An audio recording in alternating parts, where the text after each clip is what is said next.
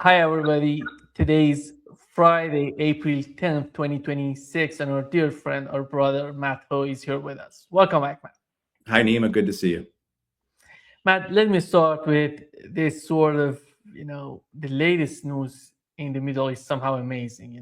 Before they were talking about the ceasefire in Lebanon, and it seems that they're getting to that point. We had the reports in Axios in Israeli Hayom. Both of them reported that it's going to be an immediate ceasefire tomorrow. They're going to announce that. This is before the negotiations happening. But looking at the situation, in your opinion, with what we've seen so far, are you optimistic? Do you see anything, you know, anything important coming out of these negotiations? No, I'm not optimistic at all. And of course, thanks for having me here with you. I'm not at all optimistic about it. I'm very skeptical. I mean, I think all of us have a warrant to be skeptical and not be called cynical. I mean, look at the two rounds of negotiations in the last 12 months that then were cut off, and betrayal occurred, and backstabbing, and then Iran was bombed as well. Then too, just the way Israel has carried out its part in the ceasefires, and put that word in quotes, in Gaza and in Lebanon. I mean, just daily violations. Thousands of people killed and wounded during these ceasefires. So, if they do get some type of deal tomorrow to include Lebanon in the overall broader ceasefire, I'm not optimistic.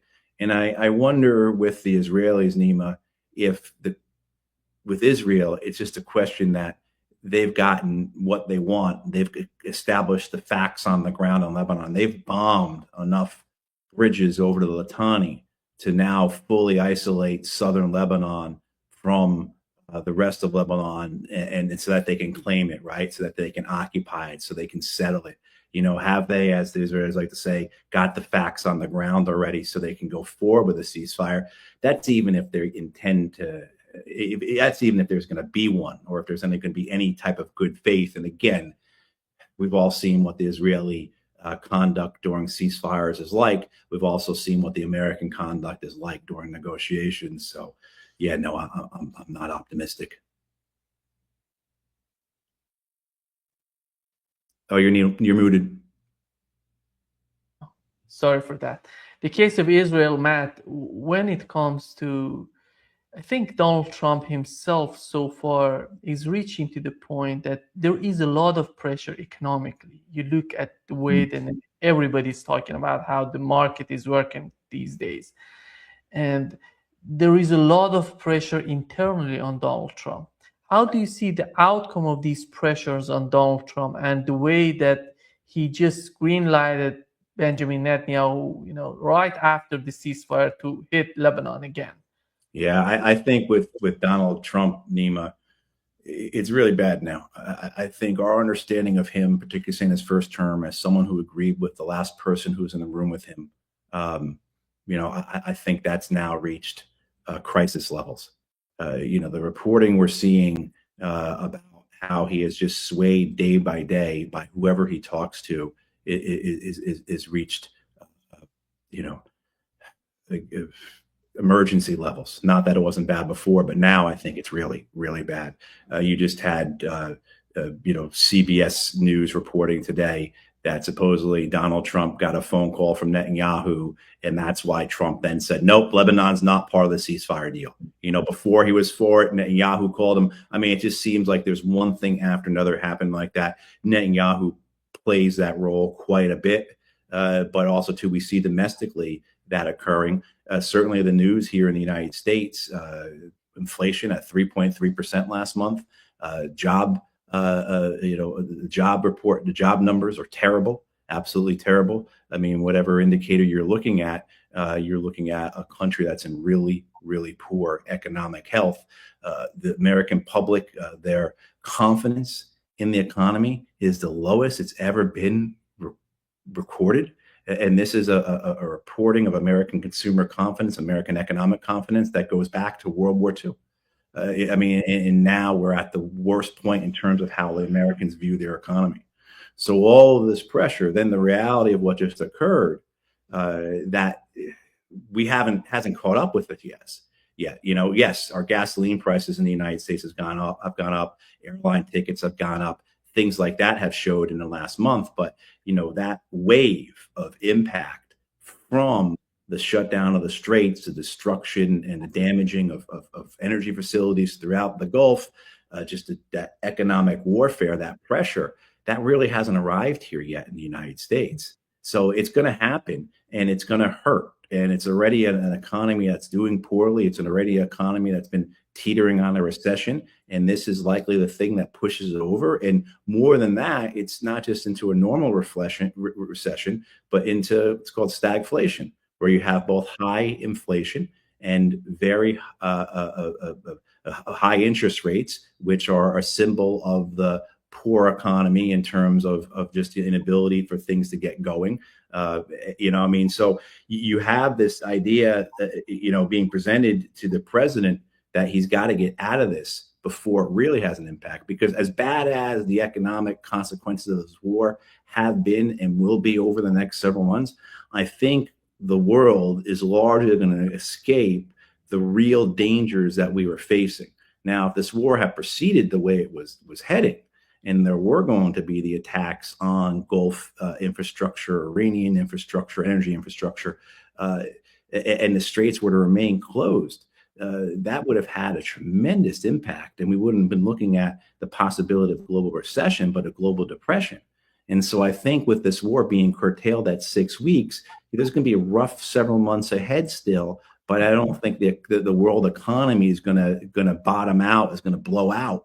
Like a lot of people were afraid, but still in the United States, because of the conditions, and I'd say this probably applies to Europe as well as to America's Pacific allies, the Japanese and the South Koreans, just this amount could have that effect of, again, essentially a recession coupled with a high inflation, so stagflation. You know, I mean, so I think that's what's being presented to the president. Now, whether or not that sticks in his head for longer than 5 minutes after the person who just briefed him leaves the room. So after Scott Bessent or Susie Wiles or whoever's trying to talk, maybe talk to them, sends them to him, you know, and then he gets a phone call from Netanyahu, and then he decides that, you know, this is the right thing to do to, you know, declare one day, declare a ceasefire, and then within hours, you know, do everything you can to jeopardize that. And so I think that's what we're in for here, is just this roller coaster ride with this man who should be removed from office, who is, I'll just leave it at that. Matt, Pete Hegseth, in the, you know, I'm sure that you read the New York Times article about who was agreeing with Donald Trump to go to war with Iran, and he basically mentioned Pete Hegseth was the only person that was somehow saying that let's go, let's do it, and it's a doable mission, right? And, but the other, you know, nobody, even Rubio was not there. Right. And, you know, Bessent, the Treasury Secretary, wasn't there. I don't think Chris Wright, the Energy Secretary, was there. I think I take that article from the Times with a lot of caution, a lot of hesitation and doubt, because the Times is responsible for generating narratives, and the Times is responsible for generating the Democratic, the liberal, the left side of the aisle narrative in this country. And, you know, as well, though, too, it's just as a description of the Times, you know, I like to describe, I heard it once, and I think this is a fantastic description in the New York Times, as representing the left wing of Wall Street. I think that it also, too, is integrally, New York Times is a establishment icon within the military industrial complex.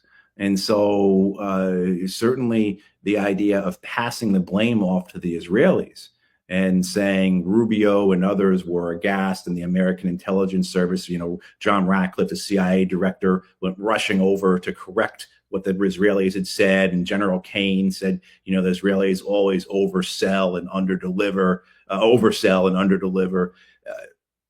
So I'm hesitant to believe the Times just because we've seen them so often in the past protect the establishment narrative, protect the imperial narrative, protect the American empire. And here, of course, blame it on the Israelis, which is interesting because they certainly have defended the Israelis for years upon years upon years. But so I'm hesitant about that. But that point about Hegseth, I completely agree. I think that is a part of the article that I have no hesitation on. You could see Hegseth being the cheerleader for war, and I think that the reports that we've read about from various members of Congress talking about when they've been briefed by the Pentagon, and Hegseth is there, to anonymous sources coming out, to people who know him. Essentially, this is a guy who believed the fantasy. He is a fabulist. He believes that he is a modern day Christian warrior, that he is a crusader. And so these thoughts in his head about the prowess and the superiority and the ability of the American military to dominate, that's, you clearly see that line in his thinking and that line in his character and who he is. And so absolutely, all the reports that we're seeing that Hegseth believed that this would not be a problem, that the Iranians really wouldn't fight back, and if they did, we would easily overwhelm them and defeat them.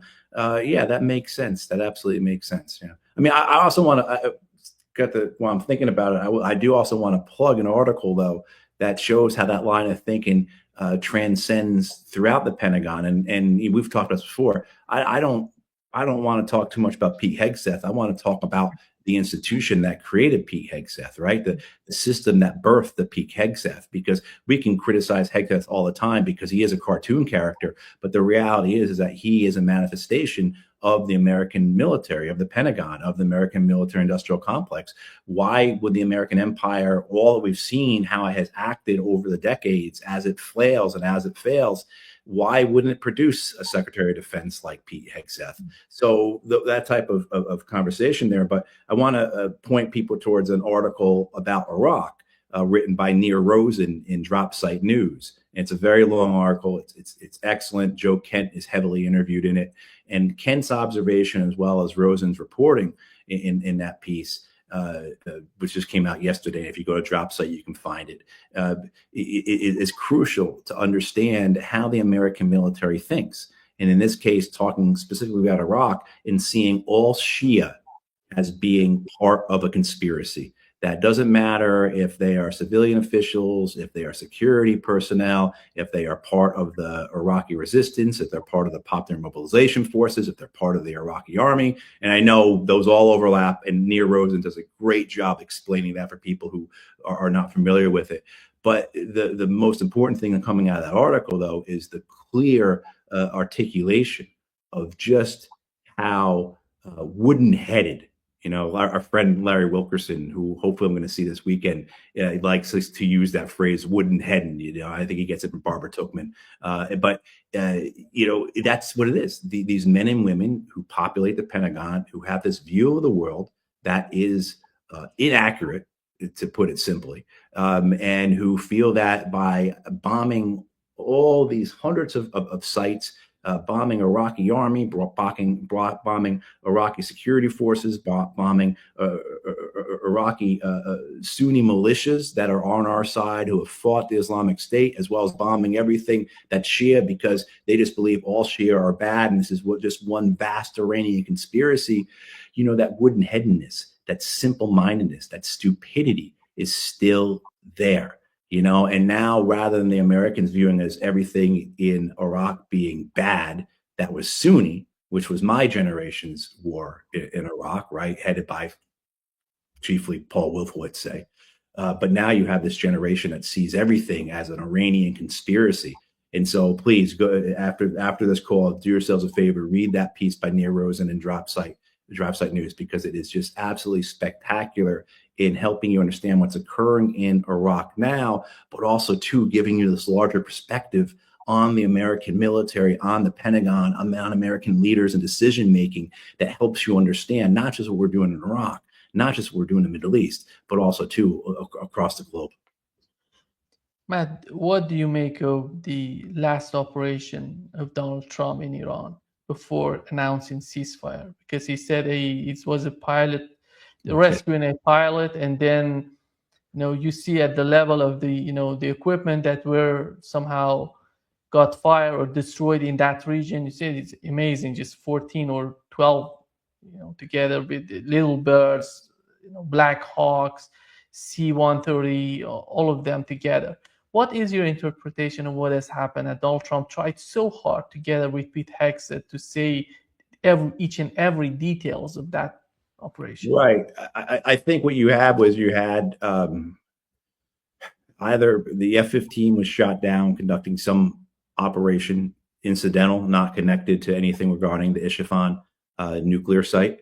And that shoot down happened at the same time as potentially a planned operation to steal the uranium out of that site, right? I mean, so, or that F-15 was supporting operations. I know that's what Larry Johnson has said. I don't know. I mean, but that makes sense though too. But to me, certainly, and I'm going to see a couple guys this weekend that are former guys that did that type of work, were part of those types of mission sets. The idea to me that maybe that air crewman, that weapon system officer, WISO as they call them, as they call that, maybe he was so far inland that they had to bring in helicopters to go look for him.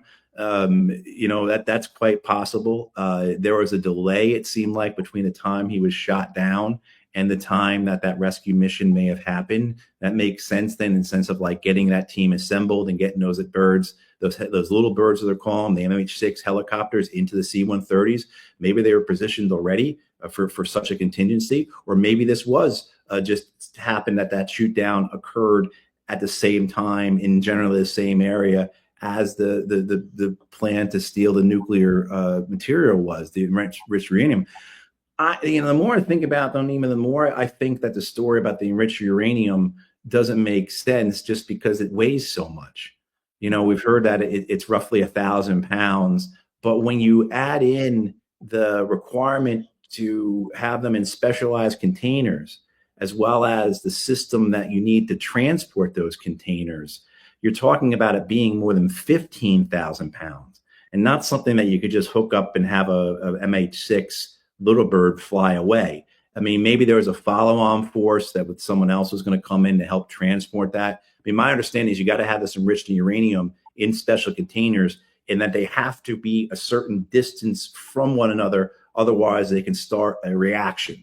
I mean, so this is really complicated stuff and requires a lot more technical capacity than guys from Delta and SEALs backed by Army Rangers coming in on MH6s. But maybe that was just the first part of the operation. We really don't know. This whole thing has been obscure. We haven't seen the pilots yet. I've been traveling, so maybe they have said their names, or at least shown pictures or something, but I don't think they have. So it's a curious thing.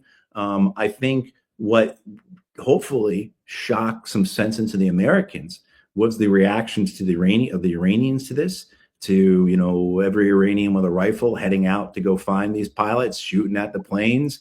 I mean, I know our commentators here in the United States and on corporate news who were saying, oh, the Iranians are going to help find the pilot because they see him as liberating. And then meanwhile, I know every video we see coming out of Iran is not the same. And there's that incredible video of that one man being interviewed on Iranian news program, looks like a morning breakfast program, and he's got his daughter with him, and he's telling a story how he was shooting at the helicopters. He thinks he hit one.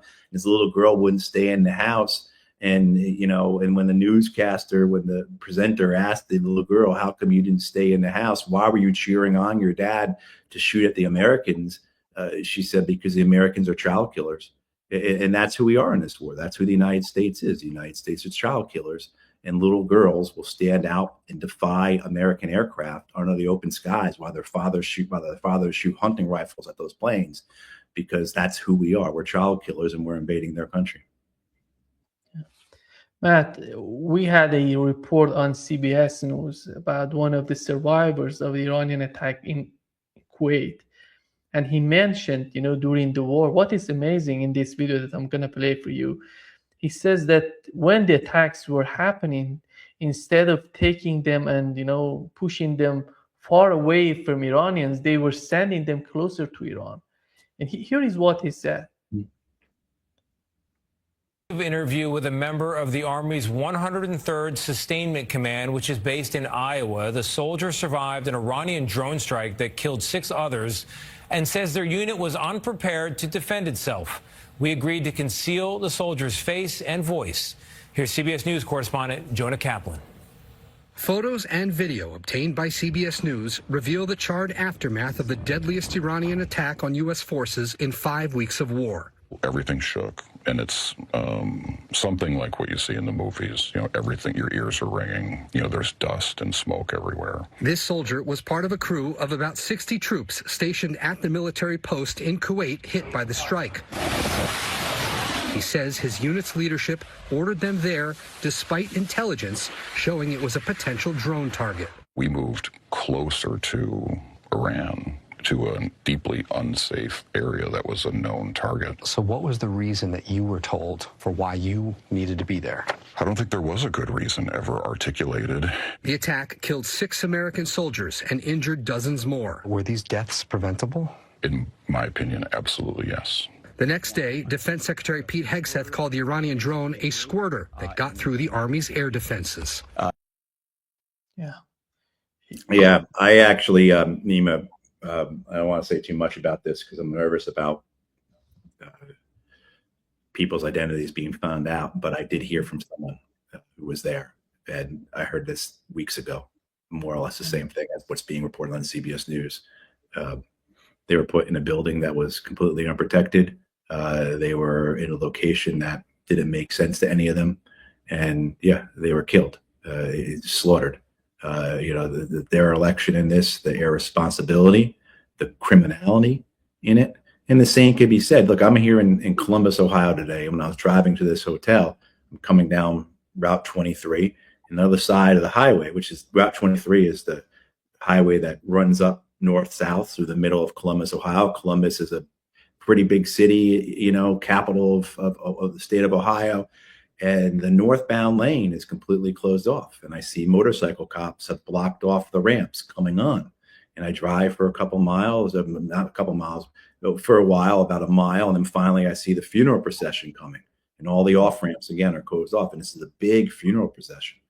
And it's for an Ohio Air National Guard member, Master Sergeant Tyler Simmons, young man who was killed on the KC-135 that went down over Iraq.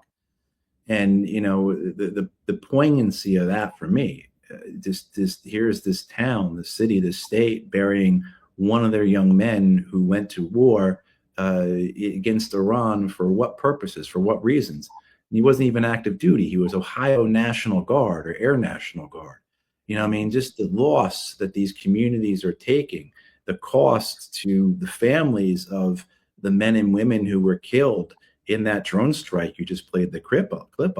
This never ends. Their lives are never put back together. Like futures were crushed because the Pentagon put these young men and women into a facility that was unprotected from the most likely possible Iranian attack. And we saw that throughout the region. We saw these bases that had to be evacuated. We saw just in the last couple of weeks, U.S. Central Command, which is the military command responsible for the Middle East, putting out tenders essentially to contractors around the world saying, hey, can you deliver concrete bunkers to our bases in the Middle East? I mean, that was weeks after this war started.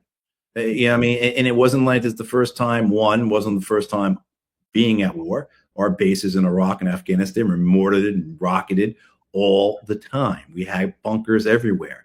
We've just watched the Ukraine-Russia war for the last 4 years, where missiles and drones are fired by the hundreds every day, right? And then we also have the direct experience of engaging with Iran 2024 and then again in 2025, where the Iranians fired hundreds and hundreds of missiles and drones. And so the United States goes into this war willingly, a war of choice, a war of aggression, where they haven't even protected their own troops. So not only you have this war built upon lies, a war that is unjust, a war that was unprovoked, a war that is going or is counterproductive, all these things about it. You didn't even prepare for this war. And so now you've got this young man who is probably so racked with survivor's guilt, but has the courage, the guts to go to the American media and say, my friends were murdered because of the incompetence of the U.S. military that goes all the way to the highest levels. I've witnessed this funeral procession here where this town is bleeding its heart out for this another young man who, what could have he have done? What could have he have contributed to his community? What could he have done here in Ohio as part of the Ohio National Guard rather than die in the skies over Iraq? Right? I mean, so on so many levels here, this is just so revolting, so disgusting. And then, I'm talking about here in the United States, but we can extrapolate that to everywhere else. I mean, 3,700 Iranians have died, thousands more wounded, 1,700 Lebanese have died, thousands more wounded, 1 million plus Lebanese displaced. I mean, you've had hundreds killed and wounded throughout other states in the region. Of course, what has been occurring to the Palestinians throughout, being all of this, what an absolute waste. And then we look at these men who are leading this. You look at the Donald Trumps, the Pete Hegseths, the Netanyahu, and they are the worst among us. They are the absolute worst among us. These are men who are incompetent. They're con men. They can't even lie competently. And we're allowing this to happen. And it's just, the whole thing is revolting and disgusting. Yeah. Matt, when you look at the way that Donald Trump somehow changed, I don't know if the decision to send J.D. Vance is on the part of Donald Trump or is something that Iranians were asking for, because from what I've heard so far, Iranians didn't want to negotiate with Steve Witkoff and Jared Kushner. That's why J.D. Vance has joined the team. And why, if that's the case, my question is, it seems that Donald Trump doesn't trust J.D. Vance. That's why he's sending Jared Kushner and Witkoff together with him. What is that? I think Trump totally trusts Witkoff and Kushner. The Iranians don't. And so I think this is what has to happen, is Vance has to be there to establish, to cover for Witkoff and Kushner. If the Iranians trust Witkoff and Kushner, this is tongue in cheek what I'm about to say, but it's what my friend Dan McAdams at the Ron Paul Institute tweeted out the other day, that if the Iranians trust Witkoff and Kushner, the Iranians deserve everything they're going to get, and that's tongue in cheek, of course. But, the notion that why are the Iranians even allowing Witkoff and Kushner to be a part of this? I mean, you had a series of exposés in the Western press clearly stating that everyone understands Witkoff and Kushner to be Israeli assets, that they don't understand this region, they don't understand this war, they don't understand what's involved here as anything other than through an Israeli lens, through a Zionist lens. And to allow them to be involved in this, especially with all the double dealing, the double crossing. In fact, again, twice in 2 months, the Iranians were negotiating with us, led by Witkoff, and he betrayed them, and the Iranians were attacked twice in 12 months. And they're going to still sit down with this guy? Or I don't know if it's going to be direct. I assume it's probably going to be indirect, but some Pakistani guy shuttling between rooms, in a hotel someplace. But I don't understand why the Iranians would even say that. Look, the Russians said Keith Kellogg can't be a part of your negotiating team. And Keith Kellogg was not a part of the negotiating team for the Trump administration, even though he was Trump's envoy to Ukraine. But the Russians said, we don't trust this guy. This guy is not going to be acting in good faith. We don't even think he's going to represent the interests of the United States. We think he's going to represent the interests of the Ukrainians. And the same thing, too. I would say that, I'll say that 100 times. I'll just say that the rest of this episode, if you want. Witkoff and Kushner are not representing the interests of the United States. They're representing their own interests. They're representing Donald Trump's personal interests, and they're representing the interests of Israel.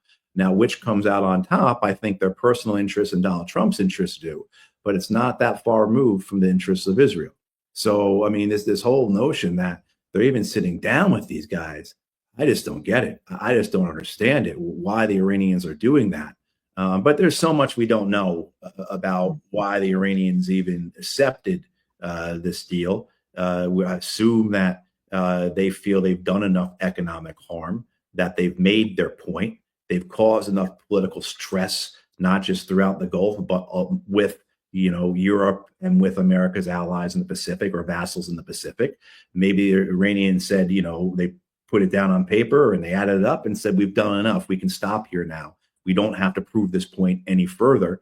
But maybe there's another side. Maybe they do need to rest. Maybe they do need to refit. Maybe their missile and drone stocks are lower than many of us think they are, and they need to find a way out of this war because they can't sustain it militarily. Maybe that's part of it. Maybe it's a combination of all of it. That's probably what's likely. But certainly we'll see. But getting back to the question you first asked when we started here, I'm not optimistic about this at all. I'm not optimistic about this at all. And if you have the Israelis saying, okay, now we'll go along with it, well, that means either the Israelis have a plan to sabotage it, to betray and to double cross, or it means that the Israelis have pretty much gotten what they wanted, like, say, in Lebanon. We've blown up all the bridges over the Litani. We've isolated southern Lebanon. It's ours for the taking now. No one can stop us from settling it or occupying it. So, yeah, have your little ceasefire. We don't care about that. Yeah. Matt, we've learned that the Spanish government is going to reopen the embassy in Tehran, their embassy in Tehran. This is something new. When together with what has happened with the case of the Strait of Hormuz, Japan is talking with Iran and is managing, somehow trying to, to negotiate with Iranians. We have the South Korean envoy going to Iran, talking with Iranians. These are allies of the United States, Japan and South Korea. You see the way that Europe sees somehow differently. Their point of view is totally different from what Donald Trump is talking about in the Middle East. How we've been talking about the U.S. empire. What is happening to the empire that even Europeans cannot understand the language of Washington or Japanese or South Korean? I think the clarity of what we're witnessing here is becoming too hard to resist or too hard to ignore. That the American empire represents the 20th century. That's the American century. And it's ending. It didn't happen on the exact calendar end of the century, but this is where it is really clearly ending. It's been in a decline for a while, this entire century. Yeah, I get that, but this is the event that is making it clear that you can't ignore. And so for those nations like Europeans, but even those within America's Pacific partners or within its vassals in the Pacific, that obvious reality is something that they have to accept. And I think for some in Japan and South Korea, this event with the energy shock that they felt so hard already, the catastrophe that they were just about to overwhelm them and may still overwhelm them energy-wise, as well as too, the reality is, look at the people who are in charge in the U.S. They still haven't let up their anti-China stuff, and they expect us to go to war with them. What happened to Kuwait, to Qatar, to Saudi Arabia, to the Emiratis, of course, seem like they're overjoyed about it. But that's the reality that's going to befall the Japanese and the South Koreans and the Australians, that you go to war with China and the American empire's buffer is your country. And if you think that somehow the Americans are going to protect you, how is that going to happen? Where is that going to come from? It's just going to be different next time.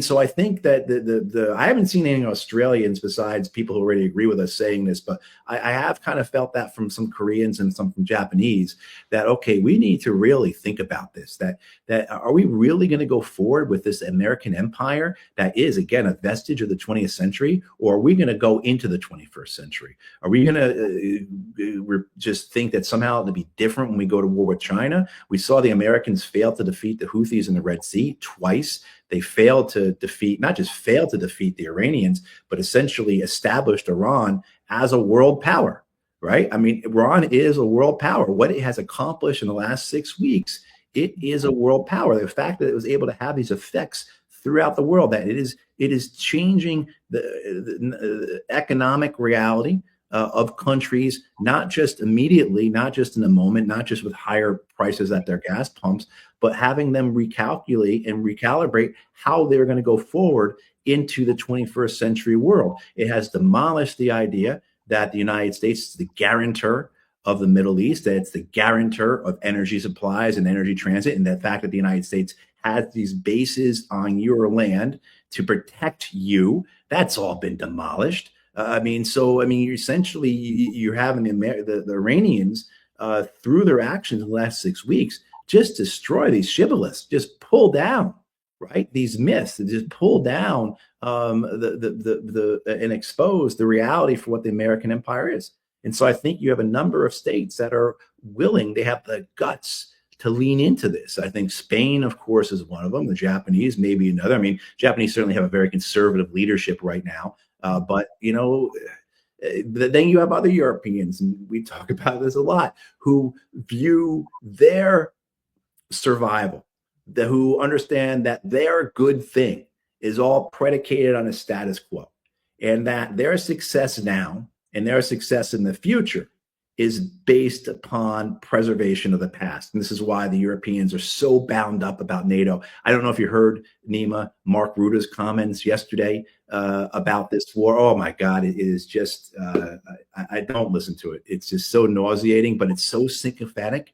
It is just, it's so absurd. He's just talking about, he's berating European nations that either didn't do enough to support the Americans or came late to support the Americans, the necessity of what the United States is doing to ensure that the Iranians don't have a nuclear weapon and that the Iranians must stop their terrorism across the planet. I mean, it sounded like Mark Rutte was auditioning to be the chief docent at the future Donald Trump presidential library or something like that. But it really was. But you have those within Europe that view their survival, right? The keeping of their good thing as dependent upon the maintenance of the structures that put them into place last century. And again, it's what you and I talk about. That's NATO. And that's why you see this commitment by the Starmers, the Macrons, the Merzes, the way that they're just, but the other thing is, though, is that you look at, here's, I think, here's a good description, like a visual of the decline of the American empire. George H.W. Bush goes to war against Iraq in 1990, 1991. He has a coalition of dozens of countries, hundreds of thousands of troops from around the planet. I mean, a UN Security Council resolution backing him, right? I mean, then you have George W. Bush go to war against Iraq, and it is much diminished. You have major European allies saying we're not going to take part in this, such as, say, the French and the Germans, but they don't get the Security Council resolution, but they still have in 2003 the backing of the Brits. The Brits send 45,000 troops to invade Iraq in 2003. The Spanish and the Italians, who we're talking about a lot right now in terms of defying the Americans, are saying we're not taking part and you can't use our airspace or our bases. The Spanish and the Italians had thousands of troops in Iraq during that occupation, right? And now you see this war against Iran, where you have no one taking part in the major hostilities, aside from the American and Israelis. You do have the French and the British, their aircraft shooting down drones and such. But even you have Arab Gulf states that have launched some attacks into Iran, but not much. They would just as soon proceed, with the exception of the Emiratis, they would just as soon see this thing get over with and be done with. They don't want anything like it ever happen again. So I think looking at the support the U.S. got in the first Iraq War in 1991, the second Iraq War, 2003, and then compared to this war against Iran, you really see just the abandonment. I don't want to say abandonment because that's overstating it, but the weakening of the American empire in terms of marshaling its vassals to do as it needs them to. And now we have this conversation we're having right now about what does this look like going forward, and nations needing to make critical choices. We've been talking about this for a while, you and I, about countries having to make this decision about what do we do going forward? Do we stick with the American empire or do we do something different?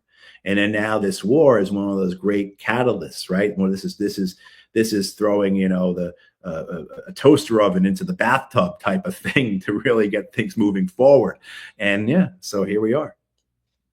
Matt, we had the reality of the war in Ukraine. Right now, the reality of what's going on in the Middle East. On the other hand, we had the opposition leader in Taiwan going to China, meeting with Xi Jinping, which is, I think it's so important right now and with what's going on. And do you think that the people, the decision makers in Washington would somehow recognize the reality of what's going on and decide something more important for the future in terms of, being more strategic in the way that you behave? Are they gonna get to that point? I would hope they do. I mean, here you have this situation where the Taiwanese for maybe decades have thought the United States will fight with us. They will fight for us. And that the Chinese, Beijing, will never attack us because they'd have to fight the Americans. And that's our deterrence. And now you're watching this, and you see that the Americans can't even get their ships within 1,000 kilometers of the Iranian coastline. And Taiwan is 100 kilometers, right, or 100 miles, or whatever it is, from the Chinese coastline, right? And these are the people who are going to protect us, right? This is, this is ridiculous. The Americans had to abandon all their bases throughout the Middle East. They're going to have to abandon Okinawa. They may even have to abandon Guam against the Chinese. They're going to fall back to Australia, essentially, back to Australia and to Pearl Harbor, to Hawaii. That's where the Americans will have to fall back. I don't think they'll be able to hold Guam. So these are the people who are going to come and keep us from being overtaken by Beijing. Maybe we should start thinking about this, And so I think that questioning, just as we were talking about that with the Japanese, the Spanish, whoever, is something that the Taiwanese are now having to deal with. That this banking on the idea that the United States had their back, and that in the big fight to come, when Beijing tries to take us, the Americans are going to beat them back. Who believes that? Who believes that? We couldn't beat Americans couldn't beat the Houthis, and then now we couldn't, we can't get our ships within 1,000 kilometers of the Iranian coastline, but somehow we're going to defend Taiwan from China? Really? So I think there's that type of conversation happening. And if it's not happening, then they deserve everything they get. If countries are going to go along with this as if it didn't happen, if these weren't real consequences, as if this wasn't a depiction of what will occur in the future, then you deserve everything you get. Then you can hang out with Mark Rutte, and vie for Donald Trump's attention as your country is put in a position where it's either irreparably hurt by a war in the future, or is just continues to be a vassal without any benefit to the United States. John Kerry, the former Secretary of State, he was asked yesterday about Netanyahu, if Netanyahu was asking him or his administration to do this, the way, attacking Iran. He said not only his administration, the administration he was in the Obama administration, they were asking Biden, they were asking George W. Bush. He said Netanyahu had asked each and every president in the United States to attack Iran, but he got it from Donald Trump. Right. So the question is, what is the point? What is the fragility of Donald Trump? Where does it come from? And here is what was reported about the Epstein and the case of Epstein. Going for the Trump administration right now, Antonia, things are going so well that a war that has bumped the Epstein investigation to the back page for the last 5 weeks is going so badly that the First Lady of the United States makes an unscheduled, impromptu statement about the Epstein investigations that the administration was so desperate to get out of the headlines, to get back in the headlines during an international armed conflict where 48 hours ago, the President of the United States, her husband, was threatening the destruction of a whole civilization. So we are 48 hours separated between threatening war crimes and distracting from the threatening of war crimes and a colossal disaster of our own creation in the Middle East. And now we are burying a statement by the First Lady about an investigation that the Department of Justice has so bungled that Pam Bondi, who 1 week ago was the Attorney General of the United States and who 1 week from now should be testifying before the House Oversight Committee, will not be testifying. And the argument that the administration is advancing there is, well, she's no longer the Attorney General.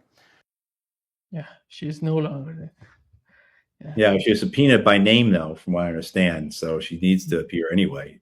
But yeah, I mean, what could the administration have done so poorly, so badly, so ineptly to cause them to realize that maybe releasing 3 million Epstein files that hadn't been released would be a way to get out of the current catastrophe that they're in, right? I mean, yeah, it is. This is just incredible. It's absolutely incredible. I mean, gosh, I mean, and with this war, have we seen a war in short? I mean, I'm sure we have. I mean, certainly we can find things, but like a war that was so.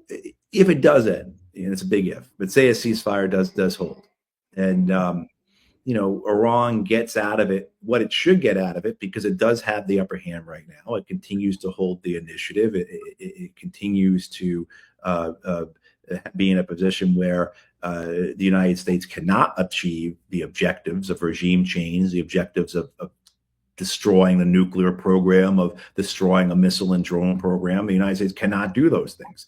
Those are America's objectives, and they can't achieve those. However, the Iranian objectives, including objectives that maybe they had it all planned out, but certainly they have taken those, and chief among them, reordering the Middle East. The fact that the Gulf states are now going to pay a tax to Iran to ship their oil and their natural gas and all those byproducts they also produce out of the Straits of Hormuz. Oh my God, really? Wow, that is, that is incredible that this is what's happening. I mean, has there been anything like this that we can think of, right? I mean, how bungled this. Now, the Israelis, I think this is what's important about the ceasefire, is realizing that American objectives are not the same as Israeli objectives. And maybe this hurt that was put on the Iranians, the destruction, the damage, the fact that the Gulf states may now be more inclined to hew to Israel, right? So this whole thing may actually induce Saudi Arabia to join the Abraham Accords, say, just as speculation, right? The Israelis are like, well, that's pretty good. We got something out of this war then, right? We killed the Ayatollah. We can check that off. And now his son's in hiding. And, the Israelis like that type of violence for violence sake. The Gulf states may now be more inclined to be supportive of Israel or to have better relations with Israel because of the issues, the apathy, the hostility with Iran, to put it mildly. But also, too, the Israelis had their opportunity to take southern Lebanon. They got to start that war again.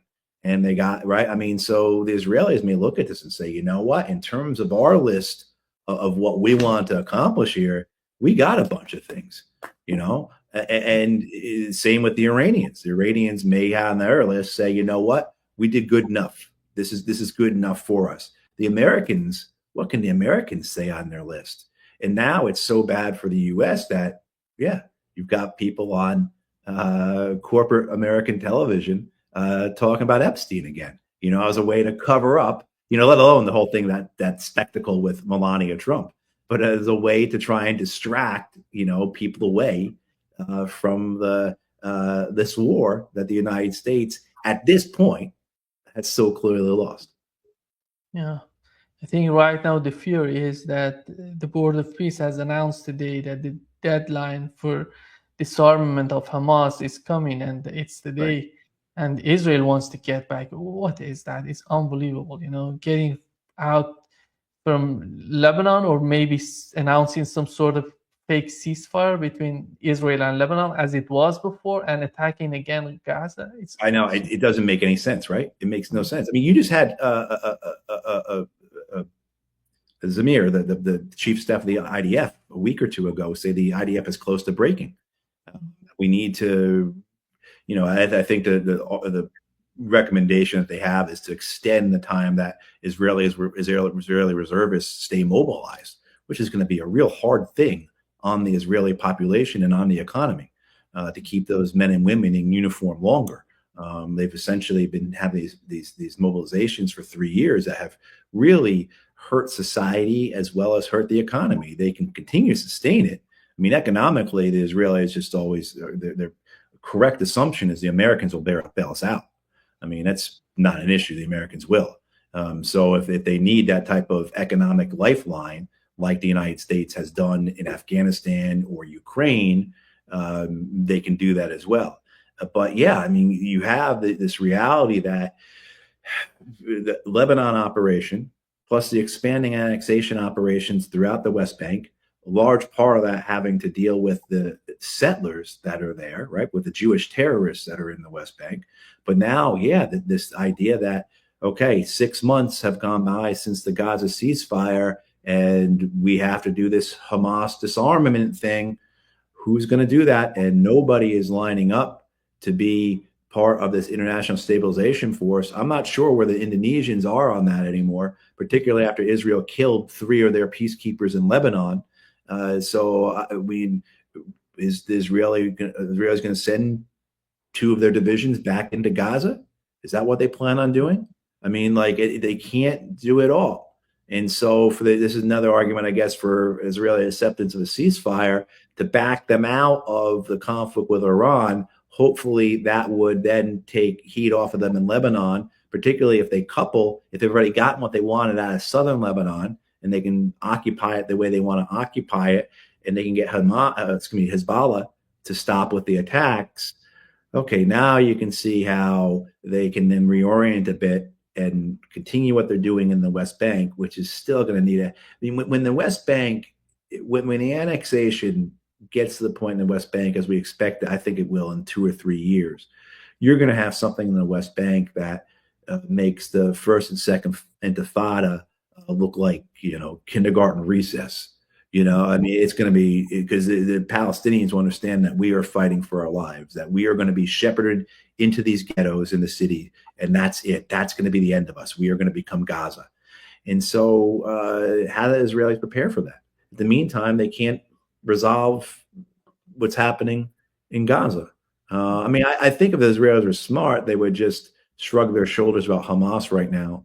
And look, you got 60% of Gaza, you got 40% you got the 2 million people living in less than 40% of Gaza. They're immiserated, they're starving. Your soldiers are allowed to shoot 9-year-old Palestinian girls in the head, and they get away with it. Nobody cares. So just let Gaza marinate in its misery there, locked in that 40% of what once was the Strip. Just lock them in there. I mean, that's what I think the Israelis should do if I was some type of evil consultant who was advising them. And then focus on Lebanon, get that secure, and then move on to your annexation of the West Bank. And then you have your greater Israel. Keep Shura in relations as good as possible, to not mess around in southern Syria, and shut up your people about future war with Turkey, because the Turks are the ones that control Shura, right? Who control the Al-Qaeda boss in Damascus. You don't want that stirred up again. I mean, but the Israelis, it's never enough for them. It's never enough for them. And that's what it's always going to be. And that's going to be ultimately, not anytime soon, but I think that will be Israel's downfall, is that it was never enough. And they're going to descend into civil war, fighting each other. And they're going to collapse along their fronts. And I'm talking years from now. But I think that's what you're going to look at with Israel.